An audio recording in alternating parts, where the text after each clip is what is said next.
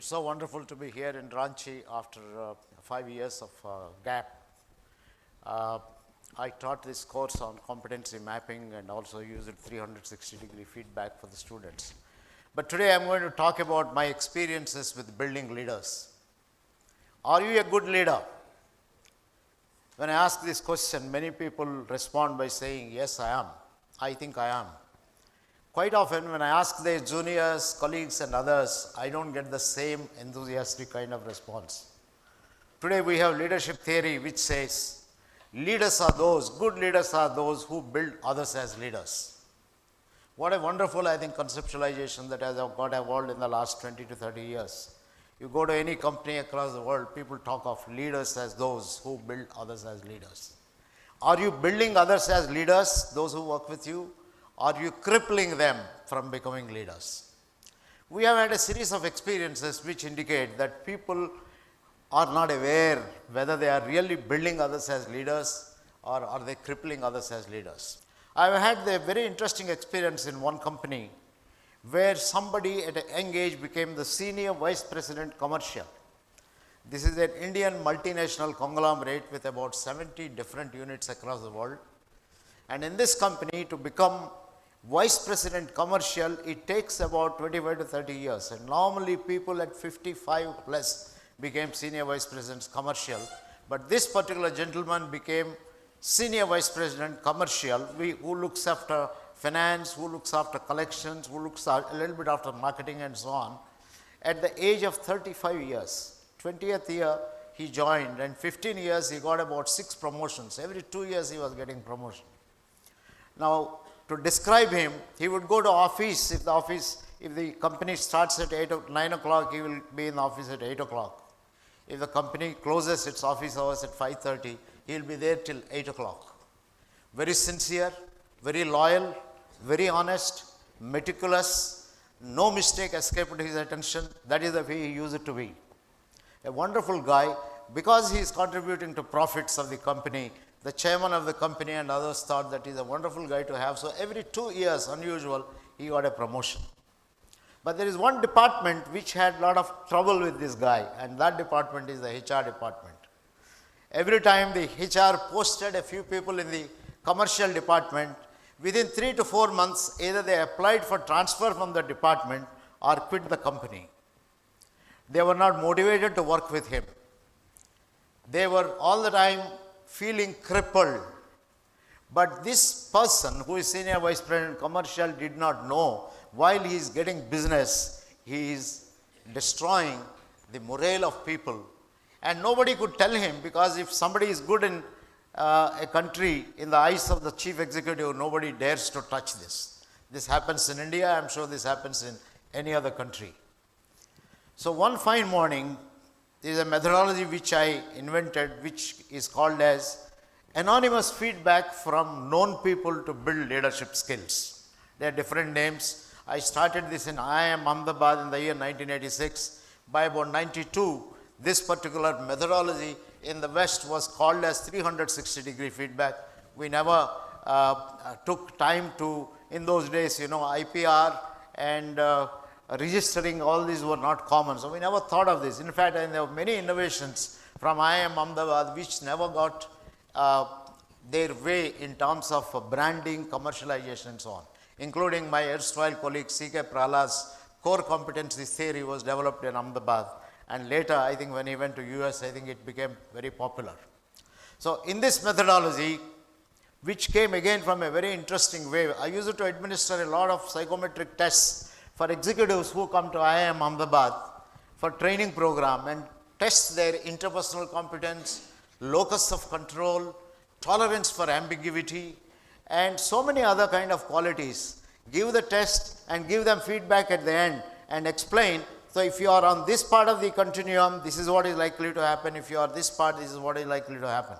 At the end of the class, they are full of appreciation for this. But in some of the classes, some of them came and told me, Professor Rao, this is wonderful. You asked me to answer a test. I answered it.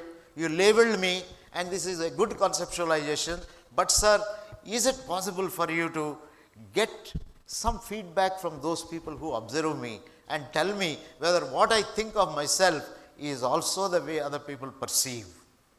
This gave me an idea, and along with this, I've had an observation. In the year 1970, I worked with a group of primary school teachers when I was working with the National Institute of Health Administration and Education. We had an Indian Council of Medical Research project where we wanted to study the classroom behavior of teachers and see their impact on children. We used to sit at back of the classroom and observe the teacher behavior. Every 3 seconds note down. Normally, if you observe teacher behavior, it falls into 7 or 8 categories. The teacher is lecturing, teacher is encouraging, building on the ideas of the student, asking questions, directing, reprimanding, and so on. So, directing, reprimanding, lecturing are called as directive behavior, and encouraging, building on the ideas are called as non-directive or indirect behavior. And we use to calculate ratios. Every 3 seconds we note down. In a minute there are 20 observations. In a half an hour period there are about 600 observations. You can reconstruct the classroom. We classified the teachers into directive, non-directive. We studied the personality of the children, primary school children who are normally single teacher classroom children. And we discovered that directive teachers had children who didn't like to go to school, who is not adjusted to the classmates, who are not adjusted to the teachers, took less initiative, but they may have scored well. They scored academically well, but they have not had the kind of initiative that is required. Whereas non-directive teachers produce children who are initiative taking, who like to go to school, who may not have learnt in an extraordinary way, but they have learnt. So, after the observation, we called a group of teachers and taught them this particular method of observation, classification into directive, non-directive teachers, and asked them to guess whether they are directive or non-directive. And to our surprise, we found 1/3 of the teachers were thinking that they were directive, they were non-directive, or they were thinking they were non-directive, they were actually directive. That means at least in 1/3 of the cases, you think you are autocratic, but you may not be really, maybe the opposite of it, or you think you are participative, you may be the opposite of it. So, the teachers were not aware. In another third, they had absolutely no clue and so on. But at the end of the training program, when we presented them the data, there was a phenomenal amount of change. 6 months later, when we sat and observed in the classroom, we found that the teacher were not anymore the same. Maybe observer effect, maybe there was an internal belief. Now this insight has changed. So, borrowing from this experiment and borrowing from what the people have said, we came up with this feedback methodology called feedback from known people to build your leadership behavior. And I started a series of programs in IIM Ahmedabad, later in the small company which I started, V Rao Learning Systems, TVRLS, which is based in Ahmedabad and Bangalore.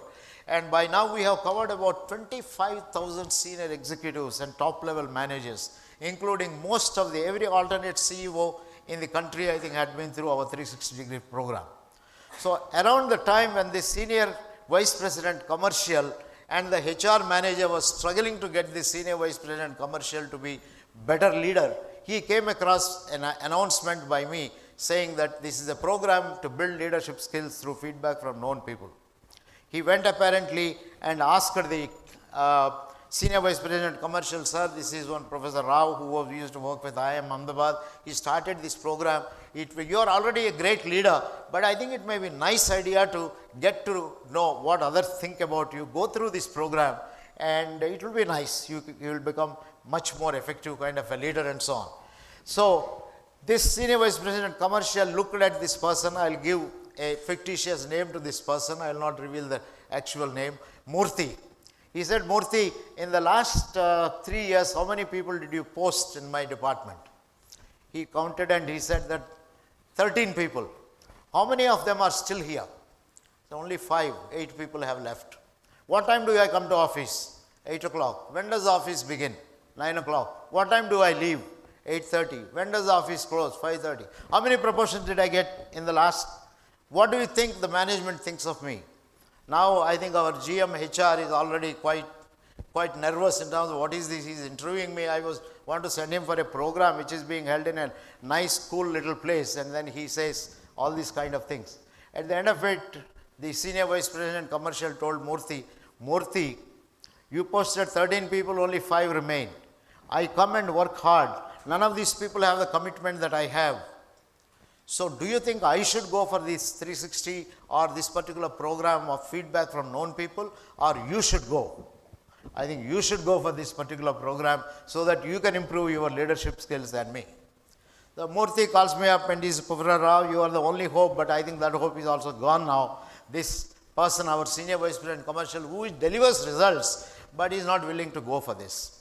It so happened at the time the chairman of this conglomerate was discussing with me the possibility of doing this known people feedback, anonymous feedback or 360 feedback across his company and all the units. I told Murthy, tell him that the chairman is thinking of that. So to advise the chairman whether it is worth investing this money or not, let him go through this experience himself and then suggest to the chairman. This worked. I think Murthy went back to him and this worked like a wonder, because sincere people want to benefit the company, even if they are not aware whether they are helping other people to grow or not. So our Senior Vice President Commercial jumped on it and he said, if that is so, I will go. I will provide advice. So the moment he agreed, we sent out a questionnaire. Normally, this particular feedback or 360 feedback or feedback through known people starts with a tool. The tool is the one which measures your style, whether you are autocratic or paternalistic, or you are critical, or you are a developmental leadership style, what are your leadership activities and things like that. So this questionnaire was sent to the current employees, former employees who left the company, his colleagues, his seniors and all. That is why it is called as 360 in the West. We think of much more than this. We will also give it to family members, customers. We go beyond 360-degree feedback, all known people. So we collected this data, and 2 months later he came for the program. Normally when we run leadership development programs, the first day is meant to give the same tools to the individual and have self-reflection. It is only the second day we give feedback. On the second day, when this gentleman was given the feedback of what people who worked with him thought of him, he was quite annoyed, angry, and came to the first day, he came to the second day in the morning, he came to the class and said, Professor Rao, I told Murthy, I am not the one to come for this program. Look at the kind of feedback these fellows have written to me. They say that they don't like working with me, I am a person with short fuse, I am not sincere. In reality, I think I have delivered so many of these results. Actually, there is something wrong with these set of people who have rated this. I am fine, I am wonderful. So I was quite disappointed, thinking that after all the provocation, he is not even thinking. But on the third day when he left, he said that, look, I started feeling, I have interacted with people from other companies. Everyone seems to be wonderful, but I don't think they are wonderful. They got excellent ratings from their juniors. Maybe somewhere I am making a mistake. I have not done my job well. This is what gave me hope. 6 months later, I was invited by him and his team to go to that particular plant and do a 360-degree for the entire team. When I went there, they gave me a big party in the evening and I was very surprised. So I asked what happened. He said, we don't know what you have done. We have a Senior Vice President Commercial who is a totally changed person. He is different. It seems to be working like magic. I said, what happened? What exactly is the behavior change that you observed?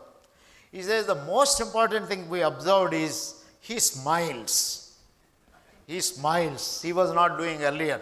And if we wish him good morning, he would earlier think it is his right and he will say good morning and walk away.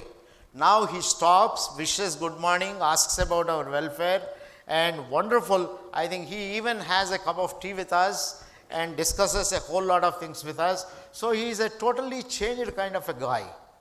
And out of curiosity, I asked them one question, is there anything which he has not changed? They said, one thing we still find he has not changed, and that is his temper. Sometimes now he invites us, has a cup of tea, and after a little while, he throws papers at us.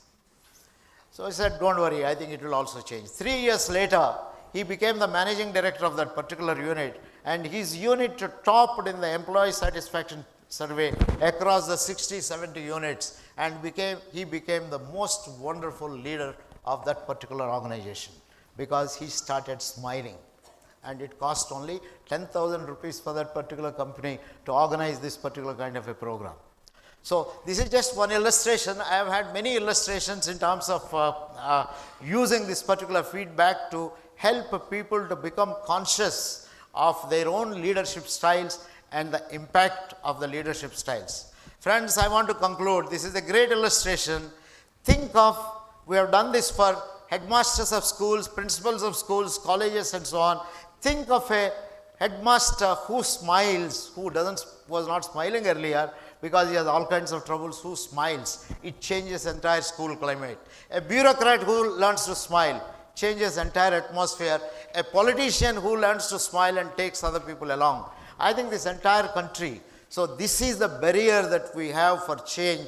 We don't often realize the impact that we are making on other people. So I would strongly recommend to anyone who is listening to me to think of getting feedback, anonymous feedback. This is anonymous feedback by known people who work with you.